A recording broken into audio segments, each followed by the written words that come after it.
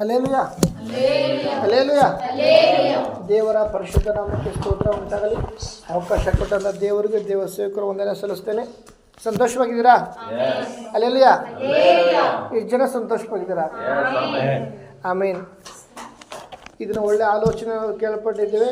ಅದೇ ಪ್ರಕಾರ ಇನ್ನೂ ಸ್ವಲ್ಪ ವಾಕ್ಯವನ್ನು ಧ್ಯಾನಿಸೋಣ. ಜ್ಞಾನೋಕ್ತಿಗಳು 29ನೇ ಅಧ್ಯಾಯ 18ನೇ ವಾಕ್ಯ. ಜ್ಞಾನೋಕ್ತಿಗಳು 29ನೇ ಅಧ್ಯಾಯ 18. ದರ್ಶಕರಿಲ್ಲದಿರುವಲ್ಲಿ ಜನರು ಅಂಕೆ ಮೀರುವರು, ಧರ್ಮೋಪದೇಶವನ್ನು ಕೈಗೊಳ್ಳುವವನು ಧನ್ಯನಾಗುವನು. ಆಮೇಲೆ ಸ್ತೋತ್ರ ಪ್ರಾರ್ಥಿಸೋಣ. ಮಹಾಪರಿಶುದ್ಧನು ಸರ್ವಶಕ್ತನು ಆದ ನಮ್ಮ ಪರಲೋಕದ ತಂದೆಯ ದೇವರೇ, ಅಪ್ಪ ಈ ಒಂದು ಒಳ್ಳೆಯ ವಾಕ್ಯಕ್ಕಾಗಿ ಸ್ತೋತ್ರ, ಕೊಟ್ಟಂತ ಆಲೋಚನೆ ಸ್ತೋತ್ರ, ವಾಕ್ಯಗಳ ಪದಗಳ ಗೂಢಾರ್ಥ ತಿಳಿಪಡಿಸೊಂದು ಅಪ್ಪ ಈ ಮುಂಜಾನೆ ವೇಳೆ ನನ್ನನ್ನು ನಿನ್ನ ಹಸ್ತ ಸಮರ್ಪಿಸಿ ಪ್ರಾರ್ಥಿಸ್ತೇನೆ ಸ್ವಾಮಿ. ಯೇಸುವಿನ ಮೊದಲು ನಮ್ಮದು ಪರಿಶುದ್ಧ ತಂದೆಯ ದೇವರೇ, ಆಮೇನ್ ಆಮೇನ್. ವಾಕ್ಯ ಓದಿ. ದೇವ ದರ್ಶಕರಿಲ್ಲದಿರುವಲ್ಲಿ ದೇವ ದರ್ಶಕರಿಲ್ಲದಿರುವಲ್ಲಿ ಜನರು ಅಂಕೆ ಮೀರುವರು. ಎಷ್ಟು ಜನ ನಂಬ್ತೀರಾ ನನ್ನ ಕುಟುಂಬದ ಮೇಲೆ, ನನ್ನ ಮೇಲೆ ದೇವರೊಂದು ದರ್ಶನ ಇದೆ ಅಂತ? ಅಲ್ಲೆಲ್ಲಿಯಾ ಆವಾಗಲೇ ಬ್ರದರ್ ಹೇಳ್ರು, ಎಸಪ್ಪ ನಾನೀಗ ಒಂದು ಪ್ರಾಶತ್ರ ಬಂದು ಹಿಂಗೆಲ್ಲ ಮಾಡಿದೀನಿ, ನಾನು ಏನು ಮಾಡೋದು ಅಂತ. ದೇವರ ಕೃಪೆ ನನ್ನ ಹತ್ರ ಇದೆ ಅಂತ ಮರ್ತೋಗಿದೆ, ಹೌದಲ್ವಾ? ಅದೇ ಪ್ರಕಾರ ದೇವರ ಕೃಪೆ ನಮ್ಮಲ್ಲಿ ಇರುವಾಗ ದೇವರೊಂದು ದರ್ಶನ ಅದು ಇದ್ದೇ ಇರುತ್ತೆ.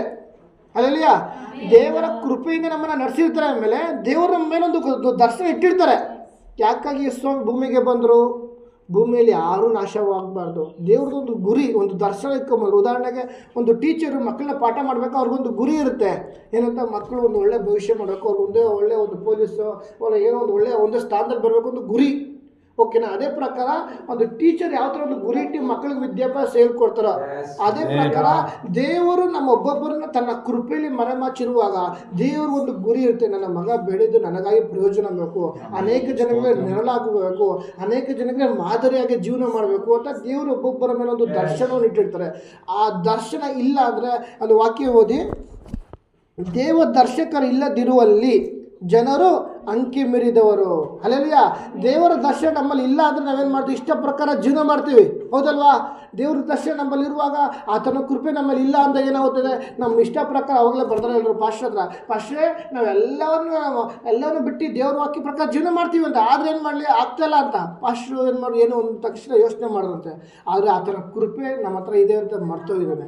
ಅದೇ ಪ್ರಕಾರ ಆತನ ಕೃಪೆ ಮರ್ತೋದಾಗ ಏನು ಮಾಡ್ತಾರೆ? ಧರ್ಮೋಪದೇಶ ಕೈಗೊಳ್ಳುವವನು ಧನ್ಯನು.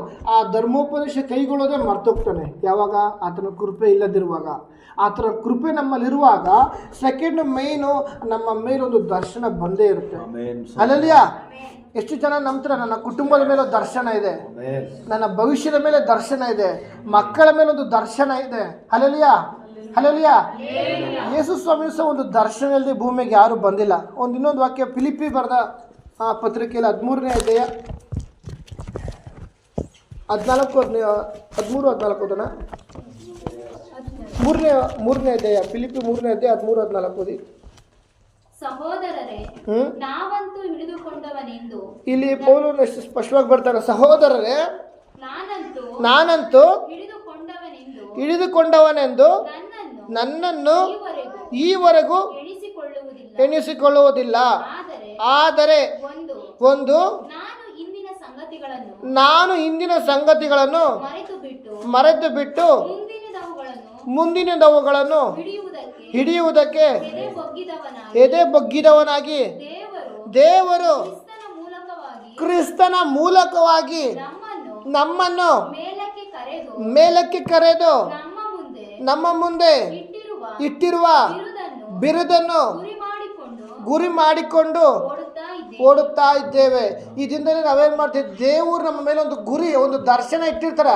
ಅದನ್ನು ನಾವೇನು ಮಾಡ್ತೀವಿ? ಅದನ್ನು ಮರ್ತುಬಿಟ್ಟು ಹಳೇದನ್ನ ನೆನೆಸ್ತಾ ಇರ್ತೀವಿ. ದೇವರೇ ನಾನು ಹಂಗಿದ್ದೆ ಹಿಂಗಿದ್ದೆ. ಎಷ್ಟೋ ಸಲ ನಾವೇ ಸಹ ಏನು ಮಾಡ್ತೀವಿ? ಬರುವಂಥ ಕಷ್ಟಗಳು ಬಂದಾಗ ನಾನು ಮೊದಲು ಚೆನ್ನಾಗಿದ್ದೆ, ಇವಾಗ ಹಿಂಗಾದೆ, ಮೊದಲು ಹಂಗಾಯ್ತು ಹಿಂಗಾಯ್ತು. ಆದರೆ ಮುಂದೊಂದು ಗುರಿ ಇದೆ. ಹಲ್ಲೆಲೂಯಾ. ಒಬ್ಬ ವ್ಯಕ್ತಿನ ದೇವರು ಒಂದು ಸ್ಥಳದಿಂದ ಇನ್ನೊಂದು ಸ್ಥಳಕ್ಕೆ ಆಗ್ತಾ ಅಂದರೆ ದೇವರ ಚಿತ್ತ ಇಲ್ಲದೆ ಏನೂ ಆಗೋದಿಲ್ಲ. ಹಲ್ಲೆಲೂಯಾ. ದೇವರ ಒಂದು ದರ್ಶನವನ್ನು ಮೇಲೆ ಇರೋದ್ರಿಂದ ಒಂದು ಉದಾಹರಣೆ ನಾವು ಇಲ್ಲ ಒಂದು ಎಷ್ಟೋ ಸಂದರ್ಭಗಳು ಅನ್ಕೋತೀವಿ, ಕುಂದುಗೂಡನ್ನ ಖಾಲಿ ಮಾಡ್ಕೊಂಡು ಸಿಟಿಗೆಲ್ಲ ದೂರ ಹೋಗ್ಬಿಡೋಣ ಅಂತ. ಹಲ್ಲೆಲೂಯಾ. ನಾವು ಹತ್ರ ಅಂದ್ಕೊಂಡು ಸಿಟಿಗೆ ಹೋದ್ರೆ ಕೆಲಸಕ್ಕೆ ಅನುಕೂಲ ಆಗುತ್ತೆ, ಎಲ್ಲ ಅನುಕೂಲ ಆಗುತ್ತೆ ಅಂತ ನಾವು ಎಷ್ಟೋ ಅನ್ಕೋತೀವಿ. ಆದರೆ ಕೊನೆಯಲ್ಲಿ ದೇವ್ರ ಚಿತ್ತ ಇರೋದ್ರಿಂದ ನಾವು ಇಲ್ಲೇ ಇರೋ ಪರಿಸ್ಥಿತಿ ಬಂತು. ನಾವು ಒಂದು ಸ್ಥಳಕ್ಕೆ ನಾವು ಹೋಗ್ತಿದ್ದೀವಿ, ಒಂದು ಸ್ಥಳದಲ್ಲಿ ವಾಸ ಮಾಡ್ತಿದ್ದೀವಿ, ಒಂದು ಕಂಪ್ನಿಯಲ್ಲಿ ಕೆಲಸ ಮಾಡ್ತಿದ್ದೀವಿ ಅಂದರೆ ದೇವರ ಗುರಿ ಏನೋ ಇರುತ್ತೆ. ಅಲ್ಲಲ್ಲಿಯ ಒಂದು ಪ್ರಾಂತ್ಯದಲ್ಲಿ ನಾವು ವಾಸ ಮಾಡ್ತಿದ್ದೀವಿ, ಒಂದು ಸ್ಥಳಕ್ಕೆ ನಮ್ಮನ್ನ ಕರ್ಕೊಂಡು ಹೋಗಿದ್ರೆ ದೇವರ ಗುರಿ ಅಲ್ಲಿ ಏನೋ ಇದೆ, ದೇವರ ಚಿತ್ತ ಇರೋದೆ. ನಾವೇನು ಮಾಡ್ತೀವಿ, ಅಯ್ಯೋ ಹಳೆ ಜಾಗ ಚೆನ್ನಾಗಿತ್ತು, ಹಳೆ ಮನೆ ಚೆನ್ನಾಗಿತ್ತು, ಹಳೆ ಕೆಲಸ ಚೆನ್ನಾಗಿತ್ತು, ಹಳೆ ಪರಿಸ್ಥಿತಿಗಳು ಚೆನ್ನಾಗಿತ್ತು, ಹಳೆ ಜೀವಿತ ಚೆನ್ನಾಗಿತ್ತು ಅಂತ ಹಳೆದನ್ನ ನೆನೆಸ್ತೀವಿ. ಅದಕ್ಕೋಸ್ಕರ ಹೇಳ್ತಾನೆ, ಮೊದಲು ನಾವು ಹಳೆದನ್ನ ಮರ್ತು ಬಿಡಬೇಕು, ಮುಂದಿನವುಗಳನ್ನು ನಾವು ಹಿಡಿದುಕೊಂಡು ಇದೇ ಬಗ್ಗಿದವನಾಗಿ ಕ್ರಿಸ್ತ ಯೇಸು ನಮ್ಮ ಮೂಲಕ ನಮ್ಮ ಮೇಲಕ್ಕೆ ಕರೆದು ಒಂದು ಒಳ್ಳೆ ಬಿಡುದು ನಮಗೆ ಕೊಟ್ಟಿದ್ದಾನೆ. ಅದನ್ನು ನಾನು ಎದುರು ನೋಡುವನಾಗಿದ್ದೇನೆ. ಯಾಕಾಗಿ ದೇವರ ದರ್ಶನ ನನ್ನ ಮೇಲಿದೆ. ಅದನ್ನು ನಾವು ಫಸ್ಟ್ ನಾವು ಏನು ಮಾಡಬೇಕು, ತಿಳುವಳಿಕೆ ನಮ್ಮ ಮೇಲಿರಬೇಕು. ಅಲ್ಲೆಲಿಯಾ ಅಲ್ಲೆಲಿಯಾ ಇನ್ನೂ ಯೋಚನೆ ಮಾಡ್ತಾ ಇದ್ದಾರೆ ಎಷ್ಟೋ ಜನ. ಯಾಕಂದ್ರೆ ದೇವರು ನಮ್ಮ ಮೇಲೆ ಒಂದು ಗುರಿ ಇಟ್ಟಿದ್ದಾರೆ, ಒಂದು ದರ್ಶನ ಇಟ್ಟಿದ್ದಾರೆ ಅಂದರೆ ಅದ್ರ ಮೇಲೆ ನಾವು ಕಾನ್ಸಂಟ್ರೇಷನ್ ಮಾಡಿದಾಗ ಬೇಡವಾದ ಕಾರ್ಯಗಳು, ಬೇಡವಾದ ಆಲೋಚನೆ ನಾವು ಮರ್ತೋಗ್ತೀವಿ. ಆವಾಗ ಗುರಿ ಇಟ್ಟಿದ್ದಾಗ ಧರ್ಮೋಪದೇಶಗಳನ್ನು ಕೈಗೊಳ್ಳುವನು ಧನ್ಯನು. ಅಲ್ಲೆಲಿಯಾ ಜ್ಞಾನೋಕ್ತಿಗಳಲ್ವ 29-18 ಬಿ ಭಾಗದಲ್ಲಿ ಧರ್ಮೋಪದೇಶಗಳನ್ನು ಕೈಗೊಂಡಿರುವನು ಧನ್ಯನು. ಆ ಒಂದು ಧರ್ಮೋಪದೇಶ ಕೈಗೊಳ್ಬೇಕು ಅಂದ್ರೆ ದೇವರ ದರ್ಶನ ನಮ್ಮ ಮೇಲೆ ಏನಿದು ಅದನ್ನು ನಾವು ಫಸ್ಟ್ ಪರಿಶೋಧನೆ ಮಾಡಿಕೊಂಡು ಆ ದರ್ಶನ ಪ್ರಕಾರ ನಾವು ಜೀವಿಸುವರಾಗಿರಬೇಕು. ಆ ಜೀವನ ಮಾಡಬೇಕಾದ್ರೆ ಏನಾಗುತ್ತೆ, ಬೇಡವಾದ ಕೆಟ್ಟ ಆಲೋಚನೆ, ಹಿಂದಿನ ಕಾರ್ಯಗಳನ್ನು ನಾವು ನೆನಪು ಮಾಡ್ಕೊಳಲ್ಲ. ಮುಂದೆ ನಮಗೊಂದು ಬಿರಿದೆ, ಮುಂದೆ ನನಗೊಂದು ಗುರಿ ಇದೆ, ದೇವರ ಪದವಿ ನನ್ನ ಮೇಲಿದೆ, ದೇವರ ವಾಗ್ದಾನ ನನ್ನ ಮೇಲಿದೆ. ಏಷಯ 55:11 ದೇವರ ಬಾಯಿಂದ ಬಂದಂಥ ಮಾತು ಆತನ ಇಷ್ಟಾರ್ಥ ನೆರವೇರಿಸೋದು ಯಾವುದೇ ಕಾರಣಕ್ಕೂ ಹಿಂತಿರುಗಿ ಹೋಗೋದಿಲ್ಲ. ಒಬ್ಬರ ಮೇಲೆ ಒಂದು ವಾಗ್ದಾನ ದೇವ್ರು ಕೊಡ್ತಾ ಇದ್ದಾರೆ ಅಂದರೆ ಆ ವಾಗ್ದಾನಕ್ಕೆ ಅವ್ರ ಯೋಗ್ಯತೆ ಇದ್ರೆ ಮಾತ್ರ ಆ ವಾಗ್ದಾನ ಬರುತ್ತೆ. ಅಲ್ಲಲ್ಲಿಯ ಈ ದಿನದಲ್ಲಿ ನಮ್ಗೆ ಒಂದು ವಾಗ್ದಾನ ನಮ್ಮ ಕುಟುಂಬದ ಮೇಲೆ, ನಮ್ಮ ಮಕ್ಕಳ ಮೇಲೆ, ನಮ್ಮ ಮೇಲೆ ಒಂದು ವಾಗ್ದಾನ, ದೇವರ ದರ್ಶನ ಇದ್ದರೆ ಅದನ್ನು ನೆರವೇರಿಸೋವರೆಗೂ ದೇವ್ರು ಬಿಡೋದಿಲ್ಲ. ನಾವೇನು ಮಾಡ್ತೀವಿ, ಆ ದರ್ಶನ ನಮ್ಮ ಮೇಲೆ ಇದೆ ಅದನ್ನು ಮರ್ತುಬಿಟ್ಟು ಬೇಡವಾದ ಕಾರ್ಯಗಳು, ಹಳೆ ಕಾರ್ಯಗಳ ಬಗ್ಗೆ ನಾವು ಚಿಂತೆ ಮಾಡ್ತೀವಿ. ಅಲ್ಲಲ್ಲಿಯ ಅದರಿಂದ ಈ ದಿನ ನಮ್ಮ ಕುಟುಂಬದ ಮೇಲೆ, ನನ್ನ ಮೇಲೆ ದೇವರ ದರ್ಶನ ಏನಿದೆ, ನಾನು ದೇವ್ರಿಗಾಗಿ ಎಷ್ಟು ಪ್ರಯೋಜನ ಹೊಂದಬೇಕು. ಯೇಸು ಸ್ವಾಮಿ ದರ್ಶನ ಇಲ್ಲದೆ ಭೂಮಿಗೆ ಬಂದಿಲ್ಲ. ಭೂಮಿಯಲ್ಲಿ ಯಾರು ನಾಶವಾಗಬಾರ್ದು. ಅಲ್ಲಲ್ಲಿ ಹೌದಲ್ವಾ, ಯಾರು ನಾಶವಾಗಬಾರ್ದು. ಯೇಸು ಸ್ವಾಮಿ ಭೂಮಿಗೆ ಬಂದರು. ಒಂದು ಉದಾಹರಣೆ ಹೇಳ್ತು, ಒಂದು ಸಾಂಬಾರು ಎಲ್ಲನೂ ಇಲ್ಲೇ ಇದ್ರಾ, ಒಂದು ಸಾಂಬಾರಲ್ಲಿ ಎಷ್ಟೋ ಥರ ಪದಾರ್ಥಗಳಿರುತ್ತೆ, ತರಕಾರಿ, ಬೇಳೆ, ಈರುಳ್ಳಿ, ಹೌದಲ್ವಾ. ಅದ್ರ ಜೊತೆ ಏನು ಮಾಡ್ತೀವಿ, ನೀವು ಲೋಕಕ್ಕೆ ಉಪ್ಪಾಗಿದ್ರೆ ಅಂತ ಒಂದು ವಾಕ್ಯ ಇದೆ ಮತ್ತಾಯದಲ್ಲಿ, ಮತ್ತಾಯ ಸುವಾರ್ತೆ 5:13 ಅನ್ಕೋತೀನಿ. ಆ ಒಂದು ವಿಷಯ ಏನಕ್ಕೆ ಅಂತ ಹೇಳ್ತಾ ಇದ್ದೀನಿ ಅಂದರೆ, ನಾವು ಈ ಲೋಕದಲ್ಲಿ ದೇವ್ರ ಮಕ್ಕಳಿಲ್ಲ ಅಂದರೆ ಏನೂ ಆಗೋದಿಲ್ಲ. ಯಾಕಂದ್ರೆ ದೇವ್ರಿಗೂ ಈ ಲೋಕದಲ್ಲಿ ಉಪ್ಪಾಗಿದ್ರ. ಒಂದು ಉದಾಹರಣೆ ಹೇಳ್ತೀನಿ. ಸಾಂಬಾರಲ್ಲಿ ತರಕಾರಿ, ಈರುಳ್ಳಿ, ಬೆಳ್ಳುಳ್ಳಿ ಎಲ್ಲನೂ ಇರ್ತೈತೆ, ಜೊತೆ ಉಪ್ಪು ಹಾಕ್ತೀರ. ಆಮೇಲೆ ಎಲ್ಲ ಚೆನ್ನಾಗಿ ಕೊತ ಅಂತ ಕುದಿದ್ರೆ ಸಾಂಬಾರು ಆಯ್ತೈತೆ, ಹೌದಲ್ವಾ. ಎಲ್ಲ ಕಣ್ಣಿಗೆ ಕಾಣಿಸುತ್ತೆ, ಉಪ್ಪು ಕಾಣಿಸುತ್ತಾ, ಹೂವು. ಆದರೆ ನಾನು ತರಕಾರಿ ಹಾಕೋದು, ನಾನಂತೂ ನನ್ನ ಸ್ಥಾನ ನಾನು ಬಿಟ್ಕೊಡಲ್ಲ, ನಾನು ಕಾಣಿಸ್ತೀನಿ. ಬೇಳೆ ನಾನು ಕಾಣಿಸ್ತೀನಪ್ಪ, ನಾನು ಬಿಟ್ಕೊಡಲ್ಲ. ಅಹಮ್ಮನೋದು ಎಲ್ಲದರಲ್ಲೂ ಬಂದ್ಬಿಟ್ಟಿರ್ತದೆ. ಆದರೆ ಯಾರು ಎಲ್ಲರಿಗೋಸ್ಕರ ಏನು ಮಾಡ್ತಾರೆ, ನಾನು ನಿಮ್ಮೆಲ್ಲರಿಗೋಸ್ಕರ ಆಯಿತು ಬಿಡಪ್ಪ ನಾನು ಕರಗ್ತೀನಿ ಅಂದ್ಬಿಟ್ಟು ಏನು ಮಾಡ್ತಾರೆ, ಉಪ್ಪು ಸೋತೋಗಿ ಉಪ್ಪು ಕಾಣಲ್ಲ. ಆದರೆ ಆ ಬೇಳೆಯಲ್ಲೂ ಸಹ ಉಪ್ಪಿನ ರುಚಿ ಇರುತ್ತೆ, ತರಕಾರಿಲೂ ಉಪ್ಪು ರುಚಿ ಇರುತ್ತೆ, ಈರುಳ್ಳಿ ಉಪ್ಪು ರುಚಿ ಇರುತ್ತೆ, ಹೌದಲ್ವಾ. ಅದೇ ಪ್ರಕಾರ ಈ ಲೋಕದಲ್ಲಿ ಪಾಪಿಗಳಾಗಿರುವಾಗ ನಮಗಾಗಿ ಯೇಸು ಸ್ವಾಮಿ ಭೂಮಿಗೆ ಬಂದ ನಮ್ಮ ತಪ್ಪುಗಳಿಗೋಸ್ಕರ, ನಮ್ಮ ಪಾಪಗಳಿಗೋಸ್ಕರ ಆತನ ಯಜ್ಞವಾಗಿ ಪ್ರತಿಯೊಬ್ಬನಲ್ಲೂ ನಾನು ಹೊರಟು ಹೋಗಿ ಸತ್ಯದ ಆತ್ಮ ನಿಮಗೆ ಕಳಿಸಿಕೊಡುತ್ತೇನೆ. ಅಲ್ಲಲ್ಲಿಯ ದೇವರ ಆತ್ಮ ನಮ್ಮಲ್ಲಿ ಇರುವಾಗ ಏನಾಗುತ್ತದೆ, ನಮ್ಮ ಮೇಲೊಂದು ದರ್ಶನ ಇರುವುದಕ್ಕೋಸ್ಕರ ನಮ್ಮನ್ನು ದೇವರು ಆರಿಸಿಕೊಂಡವರು. ನೀನು ತಾಯಿಯ ಗರ್ಭದಲ್ಲಿರುವಾಗಲೇ ಒಂದು ಎರೆಮಿನ ಪುಸ್ತಕ ಓದಿ, ಪ್ರವಾದನ ಗ್ರಂಥ 1ನೇ ಅಧ್ಯಾಯದಲ್ಲಿ 4ನೇ ವಾಕ್ಯ.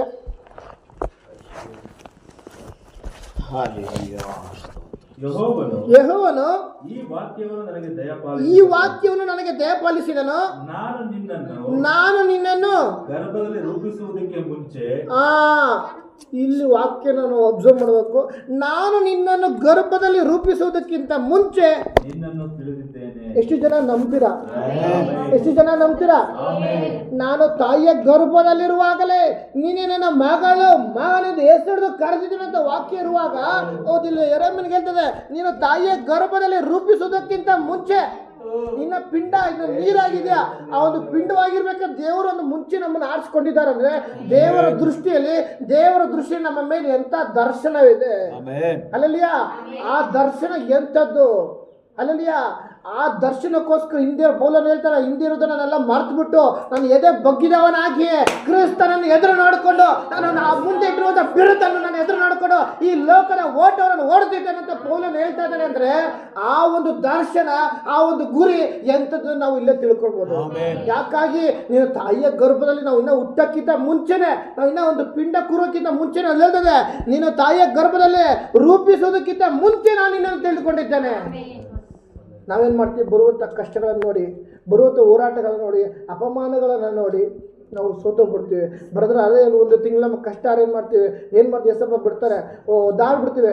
ನೆಕ್ಸ್ಟ್ ತಿಂಗಳು 2 ವರ್ಷ ದೇವ್ರು ಕೊಡ್ತಾರೆ. ಆದರೆ ನಾವೇನು ಮಾಡ್ತೀವಿ, ಅಯ್ಯೋ ದೇವರೇ ಕಷ್ಟ ಅಂತ ಒದ್ದಾಡ್ಬಿಡ್ತೀವಿ, ವಿಲ ಒದ್ದಾಡ್ಬಿಟ್ಟು ನಮ್ಮ ಕಷ್ಟ ಪರಿಸ್ಥಿತಿಗಳು ನೋಡಿಕೊಂಡು ಆ ಕಡೆ ಈ ಕಡೆ ಒದ್ದಾಡ್ಬಿಡ್ತೀವಿ. ಆ ಕಷ್ಟದ ಮಧ್ಯದಲ್ಲಿ ದೇವ್ರು ನೆನೆಸಿರುವಾಗ, ಅದಕ್ಕಾಗಿ ಅದು ಆಕೆ ಓದುವಾಗ, ಜ್ಞಾನಕ್ಕೆ ಓದುವಾಗ, ದೇವ ದರ್ಶಕ ಇರುವಲ್ಲಿ ಜನರು ಅಂಕೆ ಮೀರುವವರು ಆ ದರ್ಶನ ಇಲ್ಲಾರೇನಾದ್ರೆ ನಮ್ಮ ಮೇಲೆ ದೇವರ ದರ್ಶನ ಇಲ್ಲದೆ ಈ ಅಂಕೆ ಮೀರಿ ಇಷ್ಟ ಪ್ರಕಾರ ಜೀವನ ಮಾಡ್ಕೊಂಡು ಹೋಗ್ತಾ ಇರ್ತೀವಿ. ಯಾರು ದೇವರ ದರ್ಶನ ನನ್ನ ಮೇಲಿದೆ, ಹೌದು ದೇವರ ಕೃಪೆ ನನ್ನ ಮೇಲಿದೆ, ದೇವರ ವಾಗ್ದಾನ ನನ್ನ ಮೇಲೆ, ನನ್ನ ಕುಟುಂಬದ ಮೇಲೆ ದೇವರ ವಾಗ್ದಾನ ಒಂದು ನೆರವೇರುತ್ತೆ, ಆ ಒಂದು ನಂಬಿಕೆ ಅವನಲ್ಲಿ ಇರುವುದಾದರೆ ಧರ್ಮೋಪದೇಶಗಳು ಕೈಗೊಳ್ಳುವನು ಧನ್ಯನು.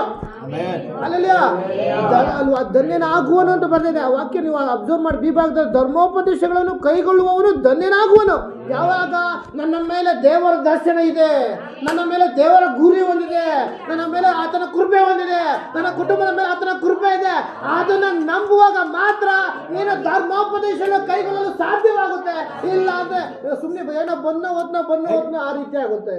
ಅಲ್ಲೆಲಿಯಾ ಈ ದಿನದಲ್ಲಿ ಮೊದಲು ದೇವರು ನಮ್ಮ ಕುಟುಂಬದ ಮೇಲೆ, ನನ್ನ ಕೆಲಸದ ಮೇಲೆ, ನಮ್ಮ ಭವಿಷ್ಯದ ಮೇಲೆ ದೇವರು ಒಂದು ದರ್ಶನ ಇಟ್ಟಿದ್ದಾರೆ.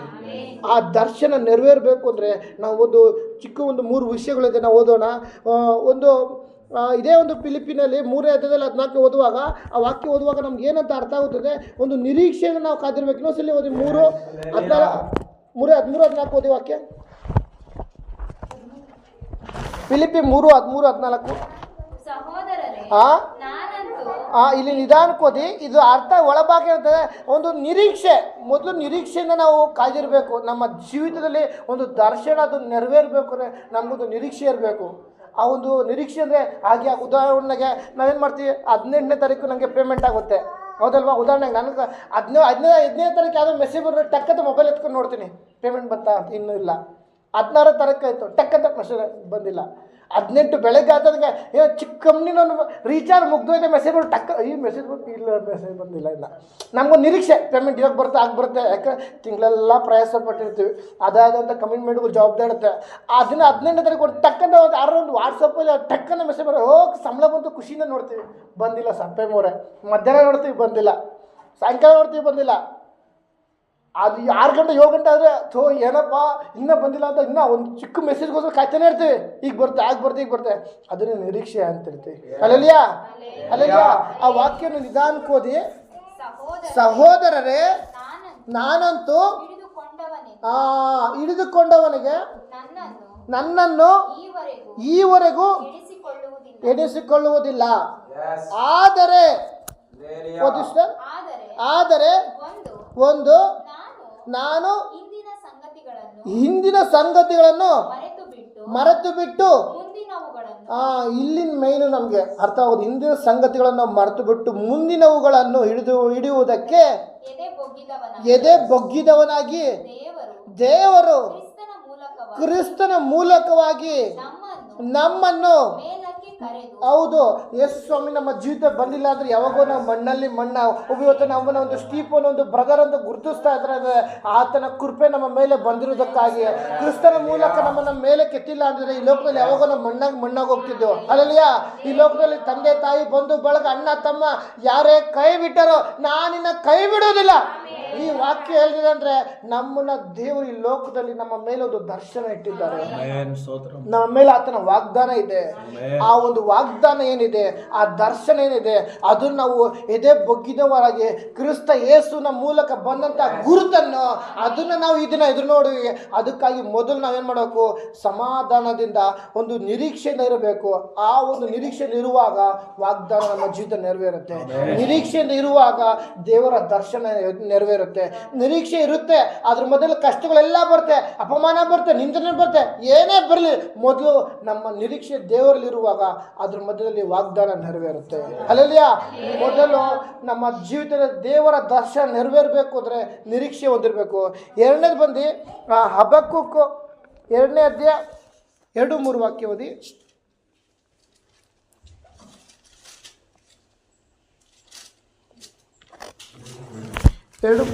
ಎರಡನೇ ಅಧ್ಯಾಯ 2-3. ಅದು ಕ್ಲುಪ್ತ ಕಾಲದಲ್ಲಿ ಓಕೆ, ನೆರವೇರತಕ್ಕದ್ದು, ಆಮೇನ್. ಆದರೆ ಓಕೆ, ಪರಿಣಾಮಕ್ಕೆ ತ್ವರೆಪಡುತ್ತದೆ, ಮೋಸ ಮಾಡದು. ಇಲ್ಲಿ ಇದರಲ್ಲಿ ನಮ್ಮ ಜೀವಿತದಲ್ಲಿ ದೇವರು ಒಂದು ದರ್ಶನ ಇಟ್ಟಿದ್ದಾರೆ ಅಂದರೆ ಅದು ನೆರವೇರುತ್ತೆ. ಮತ್ತು ಎರಡನೇ ಬಂದು ನಮಗೊಂದು ಸಮಾಧಾನದಿಂದ ಕಾದಿರಬೇಕು. ನಿರೀಕ್ಷೆ ಇರುತ್ತೆ, ನಿರೀಕ್ಷೆ ದೇವರು ಮಾಡ್ತಾರೆ, ಆದರೆ ಬರುವಂಥ ಕಷ್ಟಗಳ ಸಮಾಧಾನ ಕೆಟ್ಟುಬಿಡುತ್ತೆ. ಬ್ರದರ್ ಸುಮ್ಮನೆ ಬಂದ ನಮ್ಮ ಕಷ್ಟ ನಮ್ಗೆ ಗೊತ್ತು, ಹಲ್ಲೆಲೂಯಾ. ಅದರ ಮಾರ್ಗದಲ್ಲಿ ನಿರೀಕ್ಷೆ ಇರುತ್ತೆ. ದೇವರು ನಮ್ಮ ಮೇಲೆ ಒಂದು ದರ್ಶನ ಇಟ್ಟು ಆರಿಸಿಕೊಂಡಿದ್ದಾರೆ, ಒಂದು ದರ್ಶನ ಇಟ್ಟು ಒಂದು ಸ್ಥಳಕ್ಕೆ ಕಳಿಸಿದ್ದಾರೆ, ಒಂದು ದರ್ಶನ ಇಟ್ಟು ಒಂದು ಪ್ರಾಂತ್ಯಕ್ಕೆ ಕಳಿಸಿದ್ದಾರೆ, ಒಂದು ದರ್ಶನ ಇಟ್ಟು ಒಂದು ಗ್ರಾಮಕ್ಕೆ ಕಳಿಸಿದ್ದಾರೆ, ಒಂದು ದರ್ಶನ ಇಟ್ಟು ಒಂದು ಕೆಲಸಕ್ಕೆ ಕಳಿಸಿದ್ದಾರೆ. ಅದರ ಮಧ್ಯದಲ್ಲಿ ನಾವು ನಿರೀಕ್ಷೆಯಿಂದಿರುವಾಗ ದೇವ್ರು ಮಾಡಬೇಕಾದ ಕೆಲಸ ಮಾಡ್ತಾರೆ. ಹಲ್ಲೆಲೂಯಾ. ನಾವೇನು ಮಾಡ್ತೀವಿ, ದೇವ್ರು ಮಾಡಿಲ್ಲ ಅಂತ ನಾವು ಮಾನಸಿಕವಾಗಿ ಕಾರ್ಯಗಳು ಮಾಡಕ್ಕೆ ಹೋಗ್ತೀವಿ. ಆ ಮಾನಸಿಕ ರಾತ್ರಿ ಎಲ್ಲ ಪ್ರಯಾಸ ಪಟ್ಟೆ, ಏನೂ ಸಿಕ್ಕಿಲ್ಲ ಅಂತ ಪೇತ್ರನ ಹೇಳ್ತಾನೆ. ಆದರೆ ನಿನ್ನ ಹೆಸರ ಮೇಲೆ ನಾವು ಬಲೆ ಹಾಕ್ತೀನಿ. ಆ ಬೋಟ್ ತುಂಬ ತುಳುಕ್ತಾ ಇತ್ತು. ಪಕ್ಕದಲ್ಲಿರೋನು ಬನ್ರಿ, ನೀವು ಬರ್ರಿ, ಬಂಡ್ರು ತುಂಬ ಹೋಗ್ತೈತೆ, ಮೀನು ತುಂಬ ಹೋಗ್ತದೆ, ಬಂಡ್ರೆ ಕರ್ತಾರೆ. ನಮ್ಮ ಬೋಟು ತುಂಬ ಇದಾಗಲ್ಲ ಅಂತ ಅಲ್ಲಿರೋರು ಹೇಳ್ತಾರೆ. ಯಾಕಾಗಿ ಕ್ರಿಸ್ತನ ಅವ್ರ ಮಧ್ಯದಲ್ಲಿ ಇದ್ದಾನಲ್ಲಿ ಆ ಬೋಟಲ್ಲಿ. ಅದಕ್ಕಿಂತ ಮುಂಚೆ ಕ್ರಿಸ್ತನ್ ಇದ್ನ ಇಲ್ಲ. ಇಷ್ಟ ಪ್ರಕಾರ ಅವ್ರು ಏನು ಮಾಡ್ತಾರೆ, ಬೋಟ್ ಇಲ್ಲಿ ಬೀಳುತ್ತಾ ಹಾಕು ಬಲೆ, ಅಲ್ಲಿ ಬೀಳುತ್ತಾ ಹಾಕು ಬಲೆ, ಇಲ್ಲಿ ಸುಳಿ ಇದ್ದರೆ ಇಲ್ಲಿರ್ಬೋದು, ಅಲ್ಲಿ ಹಾಕು. ಇಷ್ಟ ಪ್ರಕಾರ ಎಲ್ಲೆಲ್ಲ ಪ್ರಯಾಸ ಪಟ್ಟರು. ಅಲ್ಲಲ್ಲಿಯ ದೇವರ ದರ್ಶನ ಇರುವಾಗ ನಮ್ಮ ಜೀವಿತದಲ್ಲಿ ಆತನು ಮಾಡಬೇಕಾದ ಕಾರ್ಯ ಆತನು ಮಾಡ್ತಾನೆ. ಅದಕ್ಕಾಗಿ ಮೊದಲು ನಾವು ನಿರೀಕ್ಷೆಯಿಂದ ಇರಬೇಕು. ಯಾಕಾಗಿ ನಮ್ಮ ಜೀವಿತದ ಮೇಲೆ, ಕುಟುಂಬದ ಮೇಲೆ, ಆತ್ಮಿಕ ಜೀವಿತದ ಮೇಲೆ ಮೊದಲು ನನ್ನ ಜೀವಿತದಲ್ಲಿ ದೇವರು ಒಂದು ದರ್ಶನ ಇಟ್ಟಿದ್ದಾರೆ. ಆ ದರ್ಶನ ನೆರವೇರಬೇಕಾದ್ರೆ ಒಂದು ನಿರೀಕ್ಷೆ ಇರಬೇಕು. ಎರಡನೇದು ಸಮಾಧಾನದಿಂದ ಇರಬೇಕು. ಯಾಕಂದರೆ ಅದು ಒಂದು ಕ್ಲುಪ್ತ ಕಾಲದೇ, ಅದು ಕ್ಲುಪ್ತ ಕಾಲದಲ್ಲಿ ನೆರವೇರತಕ್ಕದ್ದು. ಆದರೆ ಪರಿಣಾಮಕ್ಕೆ ತ್ವರೆ ಪಡದೆ, ಪರಿಣಾಮ ಬರುತ್ತೆ, ಕಷ್ಟಗಳು ಬರುತ್ತೆ, ಅಪಮಾನ ಬರುತ್ತೆ, ಆತರ ಪಡಬೇಡ, ತ್ವರೆ ಪಡದೆ, ಮೋಸ ಹೋಗ್ಬೇಡ. ಜನಗಳ ಆಚೆ ಮೇಲೆ ತಲೆ ಕೆಡಿಸ್ತಾರೆ, ನೀನು ಹಂಗಾಗಿ ಹಿಂಗಾಗುವ ಜನಗಳ ಮಾತು ಕೇಳ್ಕೊಂಡು ಏನು ಮಾಡ್ತೀವಿ, ದೇವರ ದರ್ಶನ ಮಾಡ್ಬಿಟ್ಟು ಅವ್ರು ಹೇಳಿದ ಮಾತು ಇವ್ರು ಹೇಳೋ ಮಾತು ಕೇಳ್ಕೊಂಡು ಹೋಗ್ತಾ ಇರ್ತೀವಿ. ಆದರೆ ಪರಿಣಾಮಕ್ಕೆ ತ್ವರೆ, ಅದಕ್ಕಾಗಿ ವಾಕ್ಯ ಬರಲ್ಪಡದೆ, ಆದರೆ ಪರಿಣಾಮಕ್ಕೆ ತ್ವರೆ ಪಡದೆ, ಆತರ ಪಡಬೇಡ, ಮೋಸ ಹೋಗ್ಬೇಡ, ತಡವಾದರೂ ಅದಕ್ಕೆ ಕಾದಿರು. ಈ ದಿನದಲ್ಲಿ ದೇವರ ದರ್ಶನ ನಮ್ಮ ಮೇಲೆ ನೆರವೇರ್ತದೆ ಅಂದರೆ ಸೆಕೆಂಡ್ ಏನು ಮಾಡಬೇಕು, ನಾವು ಸಮಾಧಾನದಿಂದ ಕಾದಿರಬೇಕು. ಸಮಾಧಾನದಿಂದ ಕಾದಿರುವಾಗ ಧರ್ಮೋಪದೇಶಗಳನ್ನು ಕೈಗೊಳ್ಳುವವನು ಧನ್ಯನಾಗುವನು. ಹಲ್ಲೆಲೂಯಾ. ಮೂರನೇ ವಿಷಯ ಬಂದು ದಾನಿಯೇಲನ ಪುಸ್ತಕ 3ನೇ ಅಧ್ಯಾಯ 16-17 ಹೋಗೋಣ. ಇದನ್ನು ಕೇಳಿ ಶದ್ರಕ್, ಮೇಷಕ್, ಅಬೇದ್ನೆಗೋ ಎಂಬುವರು ರಾಜನಿಗೆ ನೆಬೂಕದ್ನೆಚ್ಚರನೇ, ಈ ವಿಷಯದಲ್ಲಿ ನಾವು ನಿನಗೆ ಏನು ಹೇಳಬೇಕಾಗಿಲ್ಲ. ಅರಸೆ, ನಾವು ಸೇವಿಸುವ ದೇವರಿಗೆ ಚಿತ್ತವಿದ್ದರೆ ಆತನು ದಗದಗನೆ ಉರಿಯುವ ಆವಿಯೊಳಗಿಂದ ನಮ್ಮನ್ನು ಬಿಡಿಸುವನು. ಇದರಲ್ಲಿ ಅಗ್ನಿ ಪರೀಕ್ಷೆ ಬರ್ಬೋದು. ಹಲ್ಲೆಲೂಯಾ. ಅದರ ಮಧ್ಯದಲ್ಲಿ ನಮ್ಮನ್ನು ಅಗ್ನಿ ಪರೀಕ್ಷೆಯಲ್ಲೂ ಸಹ ನಮ್ಮನ್ನು ದೇವರು ಬಿಡಿಸ್ತಾರೆ. ಯಾಕಾಗಿ ನಮ್ಮ ಮೇಲೊಂದು ದರ್ಶನ ಇದೆ, ನಮ್ಮ ಮೇಲೊಂದು ವಾಗ್ದಾನ ಇದೆ, ಆತನ ಕೃಪೆ ನಮ್ಮ ಮೇಲಿದೆ. ಎಷ್ಟು ಜನ ನಂಬ್ತೀರಾ? ಹಲ್ಲೆಲೂಯಾ. ಈ ದಿನ ನಮ್ಮ ಕುಟುಂಬದ ಮೇಲೆ, ನನ್ನ ಮೇಲೆ ದೇವರ ದರ್ಶನ ಇರುವಾಗ ಅದೆಂತ ಅಗ್ನಿ ಪರೀಕ್ಷೆ ಬರ್ಬೋದು, ಜಾಗದಾಗಲೇ ಉರಿಯೋ ಪರಿಸ್ಥಿತಿ ಬರ್ಬೋದು, ಒದ್ದಾಡೋ ಪರಿಸ್ಥಿತಿ, ಸುಟ್ಟೋಗೋ ಕಾರ್ಯ ಬರ್ಬೋದು. ಅದರ ಮಧ್ಯದಲ್ಲಿ ನಮ್ಮನ್ನು ನಡೆಸುವಾತನಾಗಿದ್ದಾನೆ. ಶಾದ್ರಕ್, ಮೇಷಕ್, ಅಬೇದ್ನೆಗೋ ಅವರ ಮಧ್ಯದಲ್ಲಿ ಬೆಂಕಿಲಿ ಹಾಕುವಾಗ ಇಗೋ ರಾಜನ ಹೇಳ್ತಾನೆ, ಅವ್ರ ಮಧ್ಯದಲ್ಲಿ ಇನ್ನೊಬ್ಬ ಯಾರೋ ಇದ್ದಾನೆ. ಹಲ್ಲೆಲೂಯಾ. ಅದೇ ಪ್ರಕಾರ ಈ ದಿನ ನಿನ್ನನ್ನು ನಾಶಪಡಿಸ್ಬೇಕು, ನಿನ್ನನ್ನು ಇಲ್ಲಿಂದ ಓಡಿಸ್ಬೇಕು, ನಿನ್ನನ್ನು ಖಾಲಿ ಮಾಡಿ ಸಾಯಿಸ್ಬೇಕು ಅಂತ 1000 ಜನ 1000 ಮಾಡಿ ಪ್ಲಾನ್ ಮಾಡ್ಬೋದು. ನಿನಗೆ ಎದುರಾಗಿ ಕಲ್ಪಿಸುವ ಯಾವ ಆಯುಧವು ಜಯಿಸೋದಿಲ್ಲ. ಹಲ್ಲೆಲೂಯಾ. ನಿನಗೆ ಎದುರಾಗಿ ಕಲ್ಪಿಸುವ ಯಾವ ಆಯುಧವು ಜಯಿಸೋದಿಲ್ಲ. ಯಾಕಾಗಿ ಅಗ್ನಿಯ ಮಧ್ಯದಲ್ಲಿರುವಾಗ, ಹೋರಾಟ ಸಂಕಟದ ಮಧ್ಯದಲ್ಲಿರುವಾಗ, ಕಷ್ಟದಲ್ಲಿರುವಾಗ, ಎಲ್ಲ ಕೈ ಬಿಟ್ಟಂತ ಪರಿಸ್ಥಿತಿಯಲ್ಲಿರುವಾಗ, ತೂಚಿ ಅಂತ ತಳ್ಳಿರುವಂತ ಪರಿಸ್ಥಿತಿಯಲ್ಲಿ ನಿನ್ನ ಮಧ್ಯದಲ್ಲಿ, ನಿನ್ನ ಜೊತೆಯಲ್ಲಿ, ನಿನ್ನ ಸಂಗಡ ಅಗ್ನಿಯೋ ಬಾಧೆಯಲ್ಲಿ ಇಳಿದು ಬಂದಿರುವ ದೇವರಾಗಿದ್ದಾರೆ ನಮ್ಮ ದೇವರು. ಓ ರಾಬಾಶಲ ಕತರಿರಬಲ ಹಲ್ಲೆಲೂಯಾ. ನಿನ್ನ ಮೇಲೆ ವಾಗ್ದಾನ ಇರುವುದು ಸಾಮಾನ್ಯ ವಾಗ್ದಾನವಲ್ಲ, ಅದು ನಾವು ತಿಳಿದಿರಬೇಕು. ಯಾಕಾಗಿ ಕರೆಯಲ್ಪಟ್ಟವರು ಅನೇಕರಿದ್ದರು, ಆರಿಸಲ್ಪಟ್ಟವರು ಕೆಲವರು ಮಾತ್ರ. ಎಲೆ ಕಷ್ಟ ಬರೋರೆ, ಹೊರೆ ಹೊತ್ತವರೇ, ಎಲ್ಲರೂ ನನ್ನ ಬಳಿಗೆ ಬಂದಿರಿ. ಹಲ್ಲೆಲೂಯಾ. ಈ ರೀತಿ ಕರೆದಿರುವಾಗ ಈ ಲೋಕದಲ್ಲಿ ಎಲ್ಲರೂ ನಮ್ಮ ಬಂಧು ಬಳಗ ಎಲ್ಲ ಕೈ ಬಿಟ್ಟಂತ ಪರಿಸ್ಥಿತಿಯಲ್ಲಿ ನಾವು ಸಾಯಕ್ಕೆ ಇನ್ನೇನು ನರಕದ ಬಾಲಿಗೆ ಹೋಗ್ತಾ ಇದ್ದೀವಿ, ಇನ್ನೇನು ಸತ್ತೋಗ್ತೀವಿ ಅಂತ ಸಂದರ್ಭದಲ್ಲಿ ತಿಪ್ಪೆಲಿದ್ದ ನಮ್ಮ ಮೇಲೆ ಕೆತ್ತಿದ ದೇವರು ನಾವು ಮರಿಬಾರ್ದು. ಹಲ್ಲೆಲೂಯಾ. ಯಾಕಾಗಿ ದೇವರು ನಮ್ಮ ಕುಟುಂಬದ ಮೇಲೆ ಒಂದು ದರ್ಶನ ಇಟ್ಟಿರ್ತಾರೆ. ಆ ದರ್ಶನ ಇರುವಾಗ ಮೊದಲು ನಮಗೊಂದು ನಿರೀಕ್ಷೆ ಇರಬೇಕು, 2 ಸಮಾಧಾನ ಇರಬೇಕು, 3ನೇದು ಅಗ್ನಿ ಪರೀಕ್ಷೆ ಬಂದು ಸಹ ದೇವರ ಸನ್ನಿಧಿ ನಾನು ಇರ್ತೀನಿ. ದೇವರ ಸನ್ನಿಧಿಲಿರುವಾಗ ನಾವು ಬೇಕಾದ ಕಾರ್ಯ ಆತ ನಡೆಸುವ ಆತನಾಗಿದ್ದಾನೆ. ಅದಕ್ಕಾಗಿ ಉದಾಹರಣೆಗೆ ಯೇಸು ನಾನು ಆವಾಗಲೇ ಹೇಳಿದೆ, 1 ತಿಮೋಥೆ 1:15 ವಾಕ್ಯ ಓದಿ.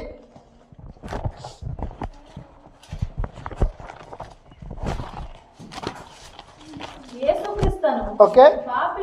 ಪಾಪಿಗಳನ್ನು ರಕ್ಷಿಸುವುದಕ್ಕೋಸ್ಕರ. ಹಲ್ಲೆಲೂಯಾ. ಯಾಕಾಗಿ ದೇವರು ಸಹ ಒಂದು ದರ್ಶನ ಇಟ್ಕೊಂಡು ಭೂಮಿಗೆ ಬಂದರು. ಇನ್ನೊಂದು 1 ಯೋಹಾನ 29ನೇ ವಾಕ್ಯ ಓದಿಷ್ಟು.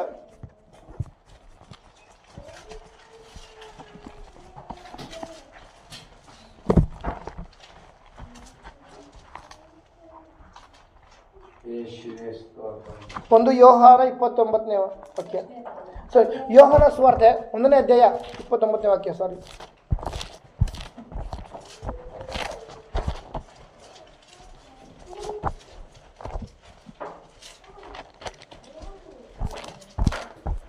ಯೋಹಾನ ಸುವಾರ್ತೆ 1ನೇ ಅಧ್ಯಾಯ.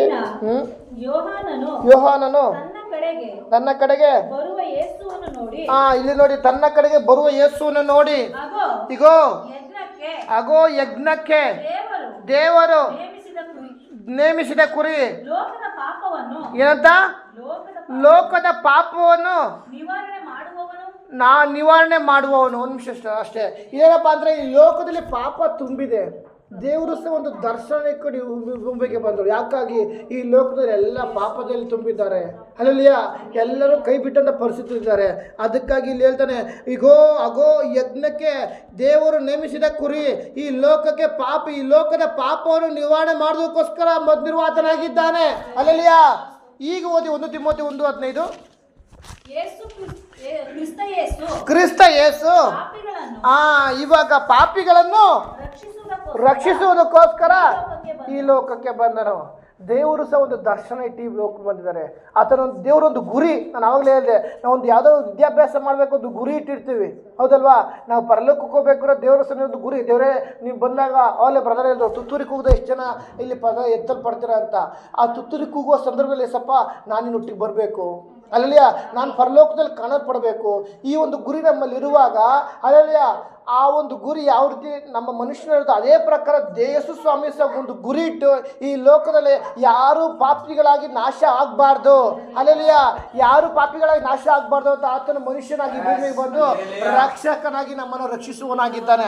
ಅದಕ್ಕಾಗಿ ಇದನ್ನೆಲ್ಲ ನಾವೇನು ಒಂದೇ ತೀರ್ಮಾನ ಎದೆ ಬಗ್ಗೆ ಯಾವ ರೀತಿ ಒಂದು ಫಿಲಿಪಿ 3ನೇ ಅಧ್ಯಾಯ 13-14 ಯಾವ ರೀತಿ ಇದು ನಾವು ಯಾವ ರೀತಿ ಮುಂದೆ ಹಿಂದಿನ ಸಂಗತಿಗಳನ್ನು ಮರ್ತುಕೊಂಡು ಮುಂದೆ ಇಟ್ಟಿರುವ ದರ್ಶನವನ್ನು ಎದುರು ನೋಡಿ ಕ್ರಿಸ್ತ ಯೇಸುವಿನ ಮೂಲಕ ಆ ಬಿರುದು ಯಾವುದಿದೆ ಅದನ್ನು ನಾನು ಎದುರೇ ಬಗ್ಗುದವನಾಗಿ ಮುಂದೆ ನನ್ನ ಓಟವನ್ನು ಓಡುತ್ತೇನೆ ಅಂದೇವೋ ಆ ಪ್ರಕಾರ ಓಡೋರಾಗಿರಬೇಕು.